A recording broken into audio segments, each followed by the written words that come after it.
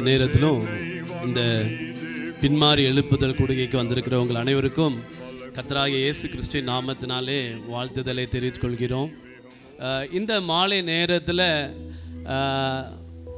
இந்த பின்மாறி எழுப்புதல் கூடுகையில் நம்ம இன்றைக்கி ஒரு மிஷினரி ஷேரிங் குறித்து ஷார்ட்டாக பார்க்கணுன்னு சொல்லி நம்ம விரும்பின பொழுது மேரி ஸ்லேசர் என்கின்ற ஒரு பெண் மிஷினரியை குறித்து ஆவியானவர் பாரப்படுத்துனதுனால உங்கள் மத்தியில் அந்த வார்த்தையை வைக்கணும்னு சொல்லி நான் விரும்புகிறேன். இந்த மேரி ஸ்லேசர் என்கின்றவங்க ஸ்காட்லாந்து தேசத்தில் பிறந்த ஒரு பெண் மிஷினரி. ஒருவேளை இவர்கள் ஸ்காட்லாந்து தேசத்தில் ஒரு ஏழ்மையான குடும்பத்தில் பிறந்த ஒரு பெண். ஒருவேளை இரண்டாவது மகளாக இந்த ஸ்காட்லாந்து தேசத்திலே தகப்பனார் தாயாருக்கு ரெண்டாவது மகளாக பிறந்தவர்கள் தான் இந்த மேரி ஸ்லேசர் என்கின்ற ஒரு பெண் மிஷினரி. இவர்களை குறித்து நாம் பார்க்க வேண்டும் என்றால், தாயார் மிகவும் ஒரு பக்தி உள்ள ஒரு தாயார்.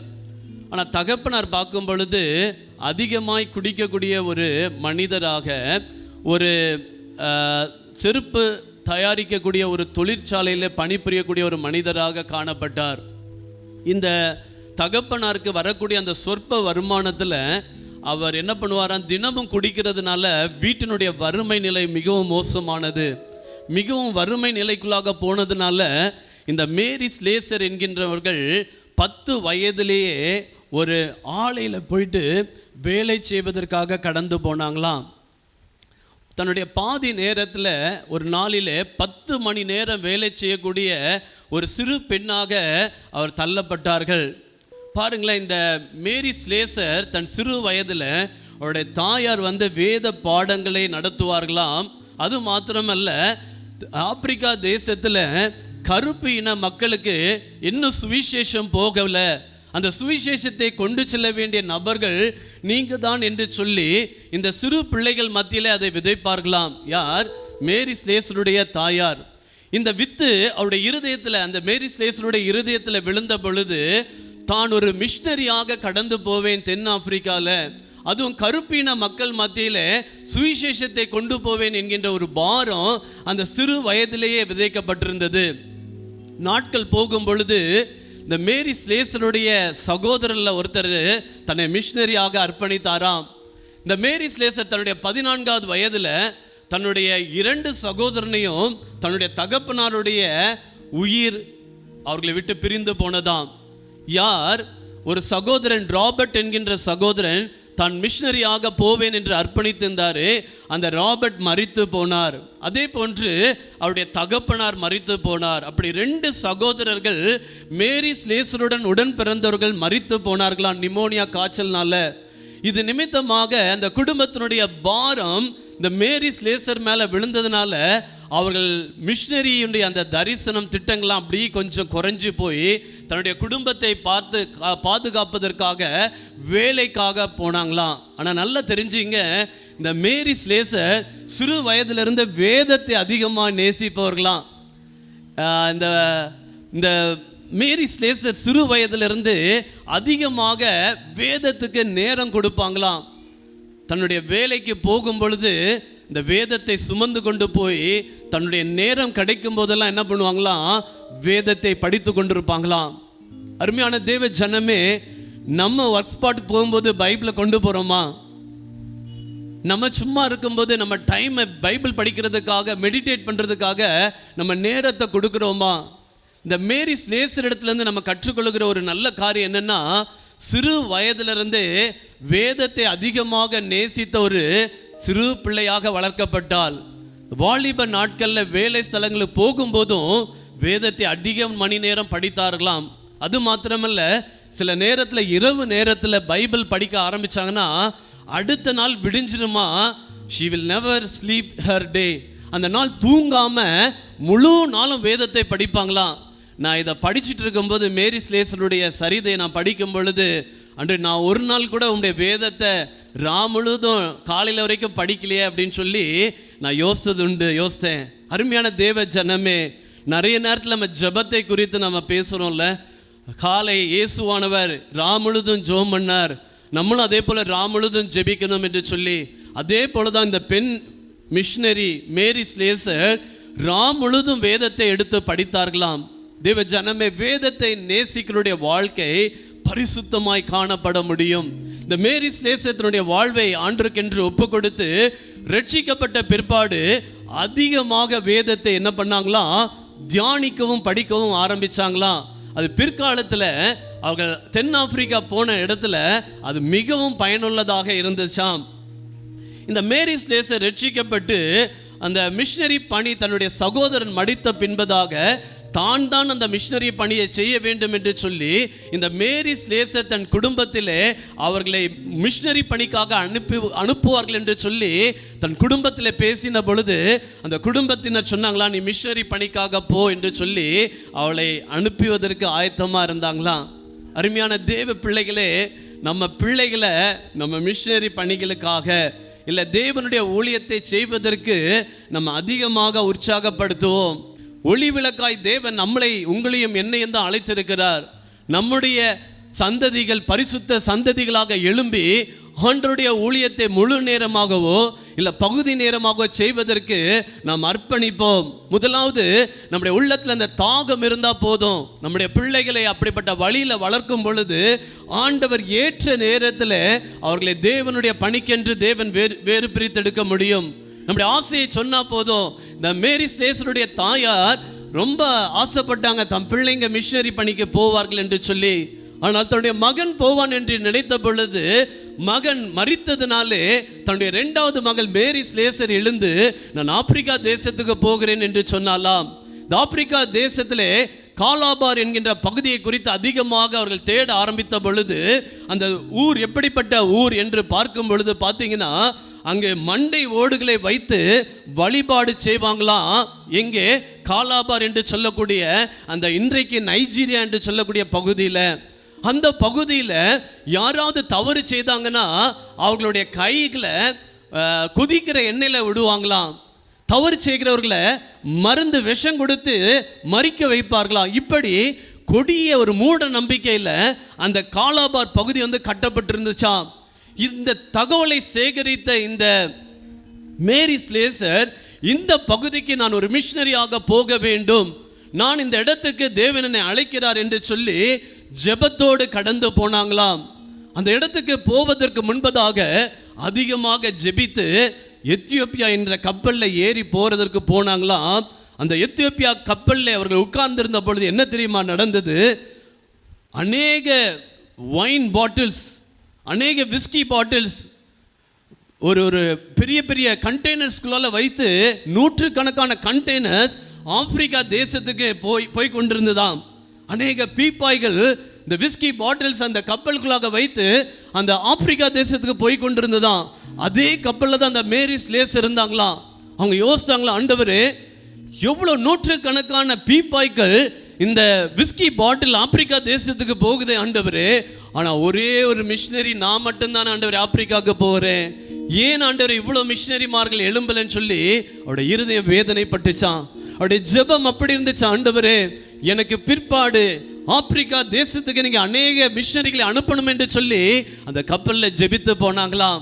கொஞ்சம் யோசித்து பாருங்களேன், நம்ம தேசத்தில் எத்தனை போதைப் பொருட்கள் தேசத்துக்குள்ளாக வருகிறது. ஏன் நம்முடைய இந்திய தேசத்துக்குள்ளாக அநேக தேவ ஊழியக்காரர்கள் மிஷனரிமார்கள் போகலன்னு சொல்லி நம்ம என்னைக்காவது ஜெபிச்சிருக்கிறோமா? மிஷனரிகளாக போவதற்கு எழும்பல. ஏன்? இன்னைக்கு உலகம் அவர்களை இழுத்து வைத்திருக்கிறது. பணங்கள் அவர்களை அதிகமான சம்பளங்கள் தேவனுடைய பணிகளை செய்வதற்கு அனுப்ப போக முடியல. சத்ருவானவன் வலைகளை விரித்து அவர்களை தேவனுடைய பாரத்தை ஏற்றுக்கொண்டு தேசத்துக்குள்ளாக இருளான பகுதிக்கு போக முடியல. காரணம் என்ன? அந்த மிஷனரி தரிசனங்கள் குறைஞ்சு போயிடுச்சு. ஆசீர்வாதத்தையும் தேவனுடைய வல்லமையை குறித்து பிரசங்கிக்கிற செய்திகள் நிறைய வருகிறது. இப்படிப்பட்ட பிரசங்கங்கள் திருச்சபைகளும் முளைக்க ஆரம்பிச்சது.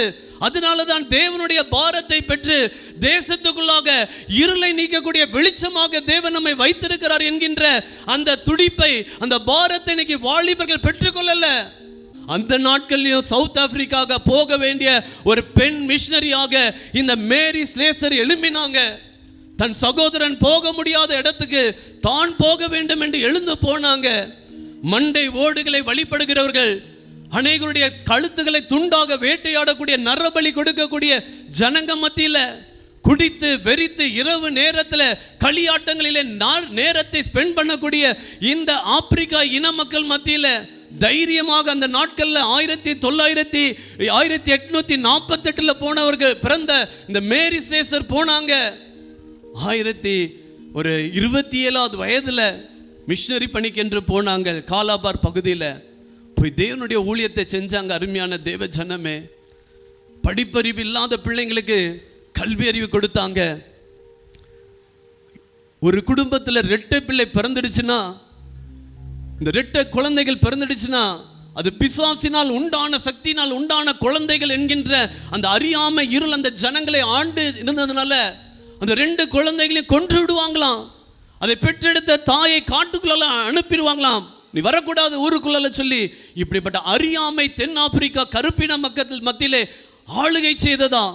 இது நிமித்தமாக அநேக ட்வின்ஸ் பிறந்த பிள்ளைங்க, இரட்டை பிள்ளைகள் பிறந்த அநேகருடைய எல்லா குழந்தைகளையும் என்ன பண்ணுவாங்களா, காட்டுல வேலியில தூக்கி எறியப்பட்டு மிருகத்தினாலோ சாப்பாடு இல்லாம அந்த குழந்தை மரிச்சு போயிருமா. அதை பெற்றெடுத்த தாயும் கொன்று விடுவார்களாம். இது ஒரு மூட நம்பிக்கை அந்த தேசத்தில் ஆளுகை செய்ததாம். அந்த கிராமத்தினுடைய தலைவர் மரித்து போனார் என்றால் அவருடைய மனைவி பிள்ளைகள் எல்லாரையும் புதைத்து விடுவார்களாம் உயிரோடு தரையில. இப்படிப்பட்ட மூட நம்பிக்கையை ஆளுகை செய்த இடத்துல இந்த மேரி ஸ்லேசர் சொல்றாங்க, தென்னாப்பிரிக்கா மிகவும் ஒரு இருண்ட கண்டம்.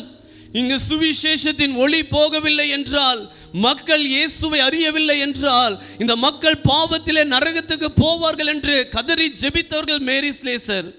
சிறு பிள்ளைகளுக்கு என்று அநேக வகுப்புகளை நடத்தி கல்வி அறிவை கொடுத்தவர்கள். முதலாவது வரல பிள்ளைங்க, ஆனா போக போக 1000க்கு மேற்பட்டதான பிள்ளைகள் வந்தாங்களாம் தேவ ஜனமே. காரணம் என்ன தெரியுமா?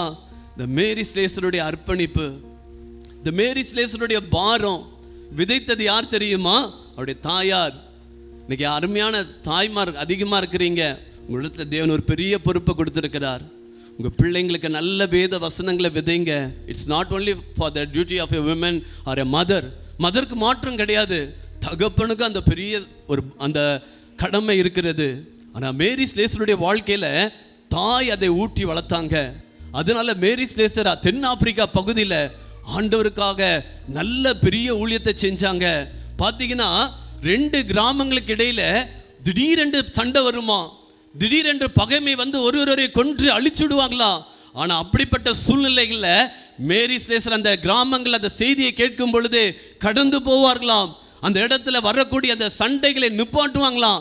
இதை பார்த்த பிரிட்டிஷ் கவர்மெண்ட் சொன்னாங்களாம், இந்த மேரி ஸ்லேசர் ஒரு டீச்சர் மாத்திரம் அல்ல, she should be a judge for this African country. இந்த காலாபார் பகுதியில் இவர்கள் ஒரு ஜட்ஜாக மாற வேண்டும் என்று சொல்லி the first women, பிரிட்டிஷ்ல முதல் ஒரு பெண் ஒரு நீதிபதியாக அமர்த்தப்பட்டவர்கள் என்றால் அது மேரி ஸ்லேசர் என்று சொல்லப்பட்டிருக்கிறது. ஒரு நீதிபதியாக, ஒரு சாதாரணமான ஒரு மேரி ஸ்லேசரை தேவன் ஒரு ஆசிரியராக, ஒரு நீதிபதியாக, ஒரு மருத்துவராக, ஒரு நண்பராக அந்த காலாபார் பகுதியில் தேவன் பயன்படுத்த ஆரம்பித்தார். நடந்தது என்ன தெரியுமா? இந்த ட்வின்ஸ் பிறந்த பிள்ளைங்களெல்லாம் தூக்கி தூக்கி எரிய போடுவாங்கல்ல, அந்த குழந்தை எங்க பிறகுதோ அங்க போய் யார் இருப்பாங்களா? மேரி ஸ்லேசர் போய் நிற்பாங்களாம். அந்த 2 குழந்தைய 2 கையில வாங்கிட்டு போய் தன் வீட்டில் வளர்க்க ஆரம்பிச்சாங்களாம். நடந்தது என்னது? சில நாட்களுக்குள்ளாக அந்த பிள்ளைகள் வளர ஆரம்பிச்சாங்களாம். முதல் ஞானஸ்தான ஆராதனையில் அநேக ஞானஸ்தானம் பெற்ற பொழுது இவர்கள் வளர்த்த அந்த 2 குழந்தைகள், அந்த 7 பிள்ளைகள் ஞானஸ்தானம் பெற்று ஆண்டவர்களை ஆசீர்வதித்ததை அந்த ஜனங்கள் பார்த்தாங்களாம். அப்பொழுது அவங்களுடைய மூட நம்பிக்கைகளிலிருந்து அவர்கள் மீண்டு வந்தாங்களாம். அதே போல இவர்களுக்கு நீதி கொடுக்கக்கூடிய நீதி அது எல்லாருக்கும் பொதுவான நீதியாக இருந்ததுனால இவர்கள் அம்மான் கூட ஆரம்பிச்சாங்களாம். எல்லாரும் யார? மேரி ஸ்லேசரை அம்மான் கூட ஆரம்பிச்சாங்களாம். இந்த மேரி ஸ்லேசர் திருமணம் செய்யாம ஆண்டவருடைய ஊழியத்தை 66 வயது வரைக்கும் ஆப்பிரிக்கா தேசத்துல 40 ஆண்டுகள் செஞ்சு முடிச்சாங்களாம். மலேரியானால் அதிகமாய் பாதிக்கப்பட்டிருந்தாங்க. நீங்க பீகார், ஜார்க்கண்ட்ல போய் பாருங்க, செரிப்ரல் மலேரியால 10 லட்சம் இருந்த மக்கள் தொகை மால்தோ இன மக்கள்ல 1 லட்சமாக மாறினது. காரணம் என்ன? அந்த சுத்திகரிக்கப்படாத இடம், அது ஒரு விதமாக அந்த தண்ணீர்கள் வந்து ஒரு நல்ல தண்ணீர் இல்லாத நிலைமையில் அதை குடிக்கிறதுனால ஜனங்கள் மலேரியானால பாதிக்கப்பட்டிருக்கிறாங்க. ஆனா இந்த மேரி ஸ்லேசர் அந்த ஆப்பிரிக்கா தேசத்துல அப்படிப்பட்ட இடத்துல தான் வாழ்ந்தாங்க. ஒரு எளிமையான ஒரு வாழ்க்கை. அவர்கள் உண்ணக்கூடிய உணவை உண்டார்கள். அவர்கள் மலேரியானால் அதிகமாய் பாதிக்கப்பட்டு முகங்களில் கட்டிகள், தலையில கட்டிகள் வந்து அவர்களுடைய தலையில முடிய இல்லாதபடிக்கு வழுக்கையாக மாறினது என்று சொல்லப்பட்டிருக்கிறது. அவருடைய வயது அதிகமாய் முதியோருக்குரிய வயதாக மாறிவிட்டதாம் குறைந்த நாட்களிலே. This is true. நான் ஜார்க்கண்ட்ல போய் பார்த்துருக்கிறேன். ஜார்க்கண்ட்ல பார்த்தீங்கன்னா வயது கேட்டிங்கன்னா 30 வயதுன்னுவாங்க. அவங்கள பார்த்தா ஒரு 60 வயது போல இருக்கும். காரணம் என்ன? நிறைய டைம் மலேரியானால பீகார் ஜார்க்கண்ட்ல அஃபெக்ட் ஆயிருந்தாங்க. FMBBல இருந்து ஒரே ஒரு டாக்டர் மட்டும்தான் அங்கே இருந்தாங்க ஆண்டவருடைய ஊழியத்தை செய்வதற்கு. நிறைய பேர் மரிச்சு போயிட்டாங்க. இன்னைக்கு தேவ ஜனமே, நம்ம இங்கிருந்து மைக் பிடிச்சி பேசலாம். Even me, we have to go to North India. வட தேசத்துக்கு போவோம். ஒரு வாரம் டைம் ஸ்பெண்ட் பண்ணுவோம். 3 நாட்கள் டைம் ஸ்பெண்ட் பண்ணுவோம். அங்கே இருக்கக்கூடிய மக்கள் எப்படி வாழ்கிறார்கள், அங்கே இருக்கக்கூடிய மிஷனரிமார்கள் என்ன ஊழியம் செய்கிறாங்கன்னு சொல்லி நான் பார்த்துட்டு வரணும். அங்கே இருக்கக்கூடிய காரியங்களுக்காக நம்ம ஜெபிக்கணும். அவர்களுடைய தரிசனம் என்ன என்பதை கேட்டு நம்ம ஜெபிக்கணும். இந்த மேரி ஸ்லேசர் அந்த இடத்துல 40 வருடங்கள் ஊழியம் செஞ்சாங்க. அவர்களை அதிகமாய் அவர்களை மக்கள் நேசிக்க ஆரம்பிச்சிட்டாங்க. அவர்களை வெள்ளை ராணி என்று சொல்லி அவர்கள் கூப்பிடுவாங்களாம். அவர்கள் பிரிட்டிஷ் கவர்மெண்ட் அவங்களை அதிகமாக பாராட்டி அவர்கள் செய்த ஊழியத்துக்காக ஒரு சில்வர் சிலுவை அவருடைய கழுத்தில் அணிந்து அவர்களை பாராட்டினார்களாம். அவர்கள் அங்கேயே அடக்கம் பண்ணப்பட்டார்கள் மேரி ஸ்லேசர் மரித்த பிற்பாடு. ஆனால் அவர் ஏழ்மையான ஒரு வாழ்க்கையை வாழ்ந்தாங்க. ஆனால் கிறிஸ்துவுக்குள்ளாக அநேக ஐஸ்வர்யவான்களை எழுப்பினார்கள். காலாபார் பகுதியில், நைஜீரியா பகுதியில் அநேக கிறிஸ்துவுக்குள்ளாக ஐஸ்வர்யவான்களை உண்டாக்கினாங்க. நம்ம எத்தனை கிறிஸ்துவண்டை நிறைய நடத்தியிருக்கிறோம். இவங்க நடத்தியிருக்கிறாங்க. இந்த மேரி ஸ்லேசர் திருமணம் செய்யல, தன் வாழ்க்கையை முழுமையாக ஆண்டவருக்காக ஒப்பு கொடுத்தாங்க. வாழ்கிறது ஒரே ஒரு வாழ்க்கை, அது சீக்கிரமாய் கடந்து போகும். நான் ஆண்டவருக்காக ஏதாவது செய்யணும்னு சொல்லி இந்த ஆப்பிரிக்கா தேசத்துக்காக விதைத்தவர்கள் தனிமையிலே வாழ்ந்தார்களாம். ஆண்டவருக்காய் ஊழியத்தை செய்து கோதுமை மணியாய் அங்கேயே மடிந்து ஆண்டவருக்காய் அநேகர் எழுப்பினார்கள். அவர்கள் பிற்பாடு வந்த ரெனால்ட் பாங்கி போன்ற பெரிய பெரிய ஊழியர்கள் அந்த ஆப்பிரிக்கா தேசத்தினுடைய பெரிய எழுப்புதலுக்காக ஆண்டவர் பயன்படுத்தினார். நம்ம இருக்கிற இடங்களை கண்களை மூடுவோமா? ஏழ்மையாக மேரி வாழ்ந்தாலும் கிறிஸ்துவுக்காக அநேக ஐஸ்வர்யவான்களை எழுப்பினவர்கள். இந்த வார்த்தையை கேட்டுக்கொண்டிருக்கிற தேவ ஜனமே, சொல்லப்பட்டிராத இடங்கள் அநேகம் உண்டு. என்னை அங்கு சொல்ல இங்கே ஆட்கள் உண்டு. அழைப்பு பெற்றோர் யாரும் புறப்படுவீர், இது ஆண்டவர் கட்டளை, கீழ்ப்படிவீர் என்று சொல்லி நம்ம பாடுறோமே. நம்மை சுற்றி அநேக இடங்கள், சொல்லப்பட்டிராத இடங்கள் இருக்கிறது. இந்திய தேசத்தில் அநேக இடங்கள் இருக்கிறது. தமிழ்நாட்டில் அநேக இடங்கள் இருக்கிறது. செங்கல்பட்டு கிராமங்களிலே, மாவட்டங்களில் அநேக கிராமங்கள் சொல்லப்படாமல் இருக்கிறது. யார் போவார் எனக்காய்? யார் என் வெளிச்சத்தை கொண்டு போக முடியும் என்று ஆண்டவருடைய அங்கலாய்ப்பின் குரலை கேட்கிறவர்கள் யார்? மேரி ஸ்லேசருக்காய் தன் தாய் விதைத்த விதைகள் ஒரு மிஷனரியாக எழுப்பினது. எங்களை அதிகமாய் நேசிக்கிற நல்ல தகப்பனே, இரவு நேரத்திற்காய் நன்றி ஆண்டவரே. மேரி ஸ்லேசருடைய ஊழியம் தென்னாப்பிரிக்கா தேசத்திலே காலாபார் மற்ற இடங்களில் அசைத்தது போல நீங்கள் எங்களுக்கு கொடுக்கக்கூடிய இடங்களுக்கு நாங்கள் கடந்து சென்று உடைய ஊழியத்தை நிறைவேற்ற, உடைய சித்தத்தை நிறைவேற்ற, உமக்கென்று ஒரு கூட்டத்தை உம் ராஜ்யத்துக்கு கொண்டு சேர்க்க கர்த்தர் எங்களுக்கு கிருபை பாராட்டுங்க.